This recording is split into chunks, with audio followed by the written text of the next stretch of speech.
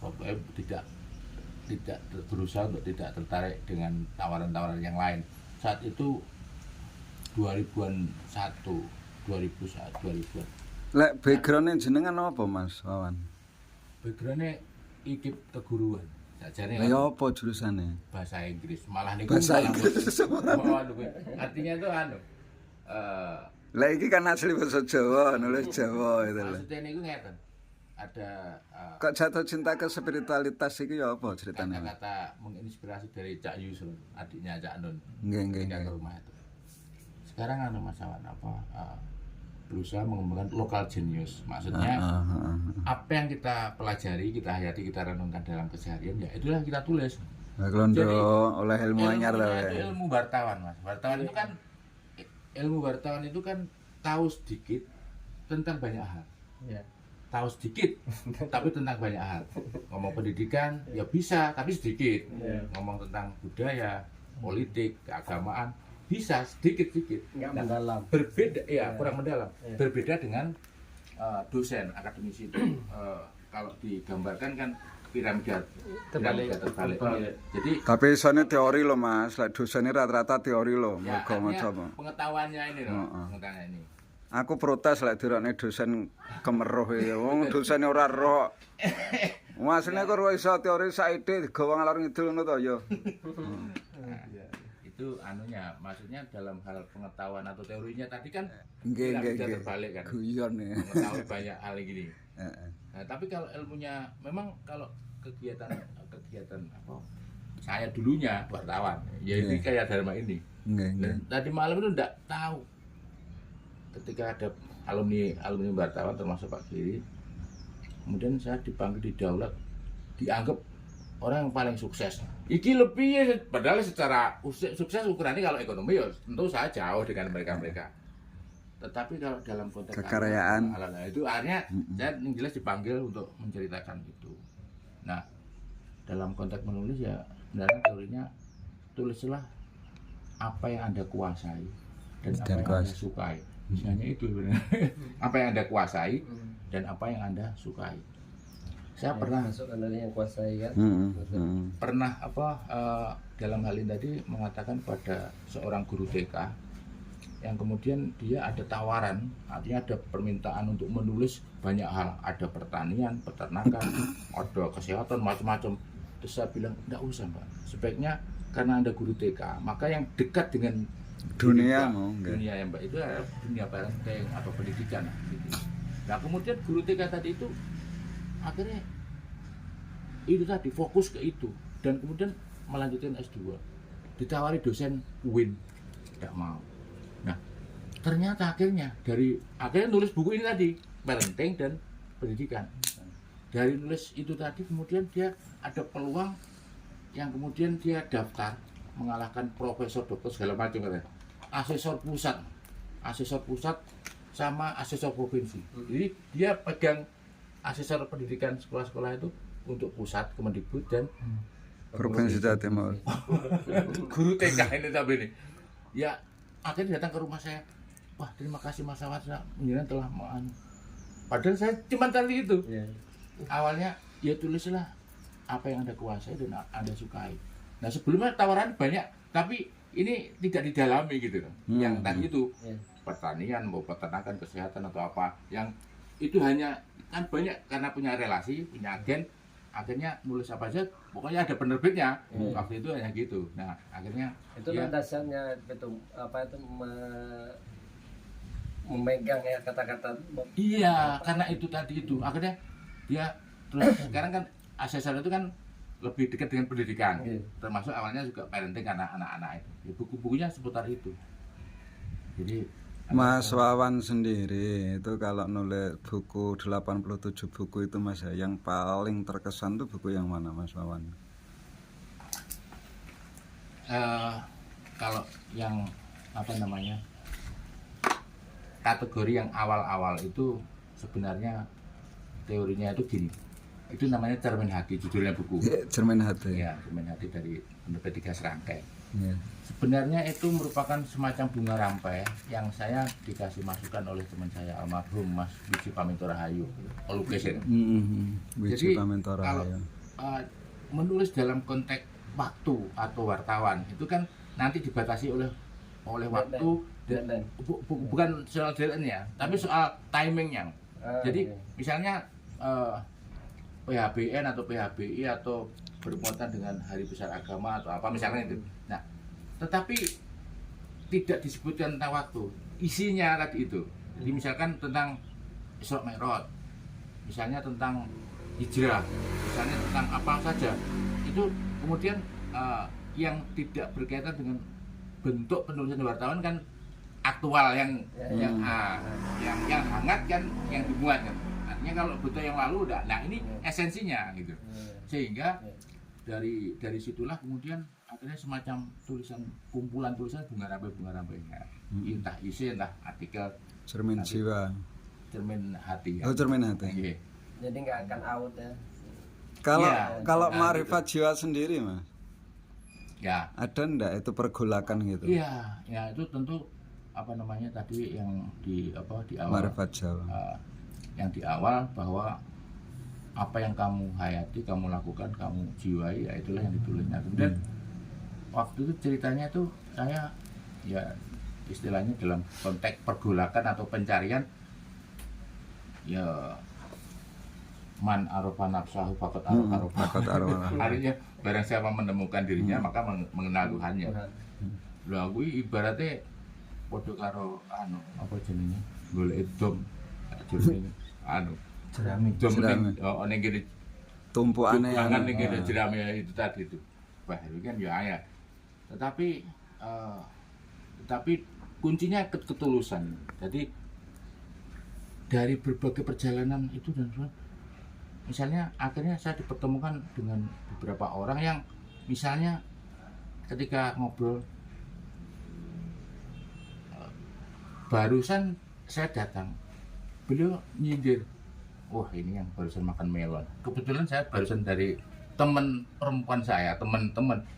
Terus kemudian saya disuguh melon, dah kok beliaunya ini barusan makan melon. Suguhannya itu melon. Wah, ini membuat saya, loh kok bisa ya? Ini. Artinya ini membuat.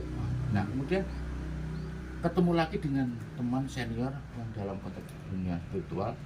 Nah, kemudian kalau kamu baiknya silaturahmi kepada si A. Ya, sekarang udah almarhum. Nah, ketika saya datang ke beliau orang sepuh tadi itu, bisa disebut, Mas? Gak apa-apa. ya Wasilah. namanya Mbah Bani almarhum. Oh, Mbah Bani. Rumahnya Singgit Bandung. Oh, tak kira Mbah Badi kene. Itu apa namanya? Ketika saya datang pertama kali itu ke sana itu ngobrol-ngobrol rumahnya mana dan sebagainya. Itu beliau mengatakan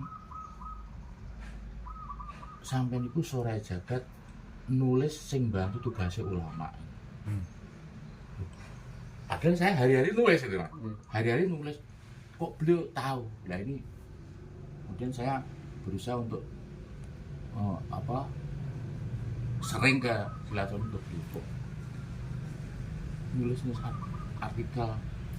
Artinya kegiatan saya memang menulis. Kok beliau mengatakan sampean sore jagat nulis sing bantu tugasnya ulama. Sira jagat. Nah, istilah sore jagat itu enggak tahu istilahnya. Nah, kemudian saya beberapa hari atau minggu Sorah ya, Bang. Bahasa Jawa. sorah itu ya ungkapan lah. Ungkapan. Ya, ungkapan. Nah, kemudian beberapa minggu atau bulan, kebetulan saya sudah mengirimkan buku yang pertama kali itu ke 3 serangkai. Terus kemudian belum diterima, belum ada kabar dimuat atau diterima. Saya malam itu tidak tidur. Itu berapa bulan dia, mungkin 2 bulan. Gelisah atau gelisah dalam arti gini, katanya orang sepuh yang notabene ungkapan-ungkapan itu benar. Katanya saya nulis yang bantu tugasnya ulama, tetapi kok tidak ada yang diterima. Nulis artikel itu setahun, nulis tidak ada dimuat, itu pernah saya lakukan. Nulis poes itu ya oh. Terus kemudian ngirim buku beberapa, belum ada kabar dimuat. Nah, setelah malam saya tidak tidur itu, kemudian besok paginya kok ada telepon dari 3 serangkai itu, yang notabene ini sudah saya kirimkan. Ini anu Pak Wan, alhamdulillah bukunya diterima. Alhamdulillah, begini ini ndak turu mergo kronong niki. Jereke nulis sing bantu tugasnya ulama tapi kok mana kok ndak ada anu. Itu pertama kali anu. Iku protes ya terus pangeran preso langsung Apa ya terus ya begitu, Wan. alhamdulillah. Harusnya tuh, Tembus itu. manunggaling kawula Gusti. Katanya ini katanya mbaknya tadi itu. Saya nulis sing bantu tugasnya ulama tetapi kok tidak diterima. Bukan hanya buku tapi waktu itu buku masih belum bukan hanya buku tapi juga artikel-artikel. Oh, makanya dengan katanya Pak Yani, wah itu Pak Tejo kurang saya ngembus kompas. Wah, kompas. Saya belum berhasil sampai sekarang. Tapi jarang-jarang sih yang bisa dimuat aja gitu. Nggih. Jarang-jarang. Tetapi dari menulis artikel tadi itu katakanlah 6 atau 7 tulisan nanti biasanya itu dimuat satu di mana-mana ya dulu yang terutama dulu. Tidak semua ditulis. Nah, termasuk yang Joyoboyo PS walaupun begitu tetapi maksudnya juga banyak yang tidak dimuat ini loh yang Lho, nduk biasa, dadi lomba ora menang, barang yo biasa aja terus bayangne menang tok. Ngono kan kacau lek ngono Mas ya. Biasa tidak menang. Ini baru pulang Pak Tejo. Hah? Baru pulang final di Gresik kemarin. Menang. Juara 3 alhamdulillah. Heeh. Sing penting hati-hati. Esai. Oh, bisa ya. Kok gagal itu biasa, Nduk. Nanti tidak harus menang lah ya dalam kehidupan itu begitu. Tapi menang lebih baik. Loh, menang itu godaannya ke mental. Jangan sampai itu kemudian Jadian. jadi hijab, jadi pembatas. Oh, saya sudah besar, terus tidak mau berguru, tidak mau belajar, tidak mau mengeksplorasi itu. Kalau yang terakhir Mas, buku ini yang Itu tadi revolusi mental yang apa? itu diarahkan di mana itu? Mau Ya, diterbitkan arahnya apa? Oh sudah, itu sudah? terbit. Tapi maksudnya penerbitnya Malaysia, PTS Malaysia. Jadi Terus lek golek nendi? Nang Malaysia. bentuknya sementara online itu yang Online. Jadi apa namanya? Tebalnya berapa Mas? Ya kayak Marifat Jiwa itu. Iya, bukan itu tebel 300-an halaman. Jadi yang di Malaysia itu Bukunya kantul-kantul loh. iya. Malaysia itu peredarannya ke beberapa negara tetangga. Jadi ada Singapura, Brunei, Thailand dan ada 6 negara Asia Tenggara. Cuman nama saya di situ dipakai nama pena Muhammad Hasan Basri gitu. Yeah. Terus saya tanya, "Loh kenapa kok bukan nama saya?" Mas, nama ini kan nama Wawan Sudat tidak pasaran di Malaysia. Bukan nama pena. Muhammad Hasan Basri. Wah, iki. Jadi ya kan nama pena biasa. Iku penerbit ngono lho, Mas. Walaupun buku. Kalau yang setahu saya nama pena itu awalnya hanya untuk media, entah cerpen apa. Iya, Itu cerpen buku. puisi. Tulis juga Hasan Basri gitu, tapi kemudian di tentang penulis itu Budi Sarjono kan juga, Agnes Sarjono. nah ya. Budi Sarjono kan juga gitu. Iya. Nah, terus kemudian dari ya ini saya anggap godaan, maaf. Maksudnya godaan saya ketika awal-awal menulis itu ditawari untuk dosen, Mbak. Dosen UIN waktu itu ya artinya misalkan PR1 atau rektor itu kan bisa langsung mengangkat. Jadi tanpa pokoknya ya enggak tahu lah, intinya bisa ya itu intinya ditawari itu. Kemudian wah ini kalau saya terima nulis saya mesti keter. Karena banyak teman guru entah dosen entah apa itu pengennya nulis, tapi setelah menjadi akhirnya enggak nulis. Iya bener ya. Akhirnya aku fokus ini. Bahkan tawaran untuk PNS yang database itu waktu itu saya sudah mempunyai apa namanya SKGT itu mau dikasih om kan ada teman apa om family dikasih ini. Iki luar biasa komitmen dan totalitasnya. Jadi apa namanya semua sudah katakanlah mempunyai 9 tahun untuk SKGTT abal-abal lah, tapi kan sudah biasa di mana. Nah, database zaman Pak SBY itu apa namanya? Sakti loh.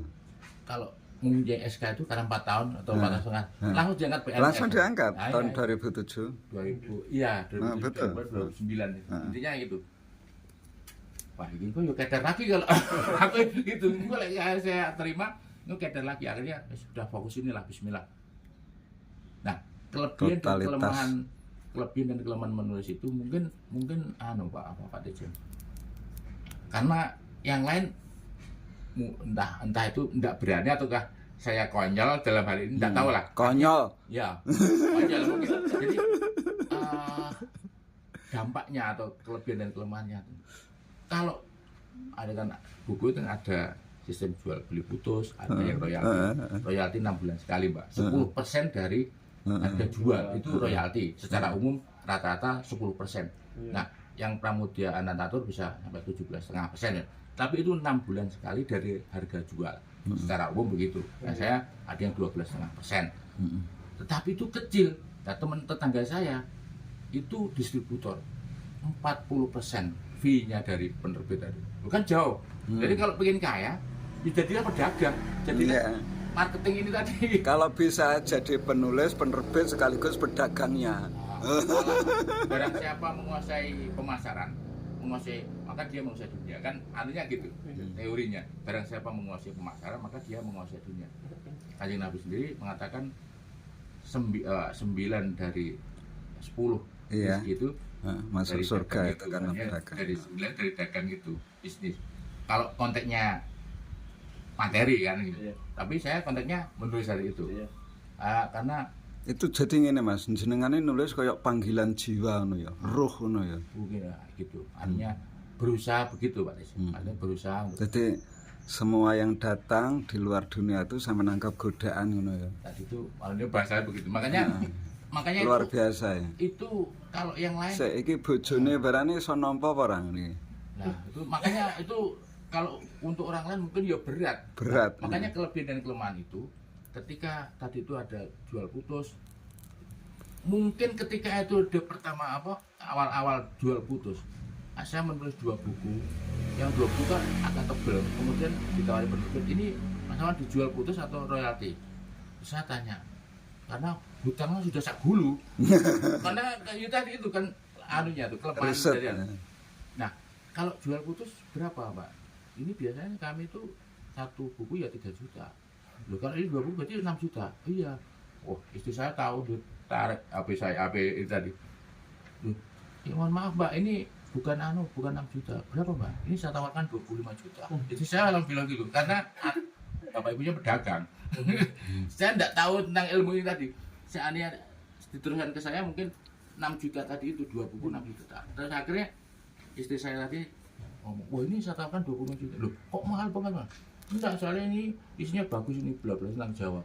Akhirnya jatuhnya 22,5 juta. Penulis kalah karo Bagel. Jadi Itu yang buku yang mana Mas? ya, buku itu yang kemudian media Presidio Utama yang kemudian oleh penerbitnya dipecah-pecah menjadi 8 buku. Oh. Cari keuntungan. Golekne. Ya itu terserah Pak. Pokoknya ini saya jual putus itu loh. Saya jual putus, kemudian 2 tema yang saya tulis tadi itu agak tebal dijadikan 8 buku kecil-kecil narasi. Narasi atau media Presidio Utama. Nah, saya dalam hal pemasaran atau teknik jual beli kurang paham. Nah, istri saya kebetulan karena bapak ibunya pedagang, akhirnya, oh jangan mana. Padahal dia tidak tahu tulisan saya itu tadi. Tapi feel-nya dia juga dapat feel-nya istri saya ketika saya nulis tentang hanya sesekali cerpen itu waktu itu judulnya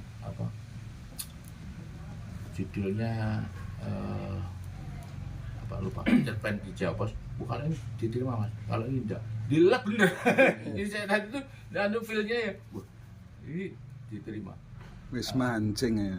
Ini Pak, saya mau tanya sedikit tentang pengalaman nulis. Ya. Ini juga penulis. Iya, gimana? Biasanya kan kalau saya nulis